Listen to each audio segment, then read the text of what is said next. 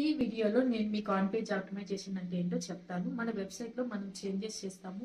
Before heading tags అవి ఏం change చేస్తామంటే title tag, meta description, meta keywords, internal links, footer links ఇవన్నీ change చేస్తాము. సో ఆన్ పేజ్ ద్వారా కూడా మనం కీవర్డ్స్ని ఈజీగా ర్యాంక్ చేసుకోవచ్చు. అసలు వాటి క్యారెక్టర్ లిమిట్స్ ఎలా ఉంటాయో ఈ వీడియోలో చూద్దాము. ఫస్ట్ వన్ టైటిల్ ట్యాగ్ వచ్చి 50 to 65 క్యారెక్టర్ లిమిట్స్ ఉండాలి. మెటా డిస్క్రిప్షన్ వచ్చి 160 క్యారెక్టర్ లిమిట్స్ ఉండాలి. మెటా కీవర్డ్స్ వచ్చి మీరు అన్లిమిటెడ్గా ఎన్ని కీవర్డ్స్ అయినా టార్గెట్ చేయాలి.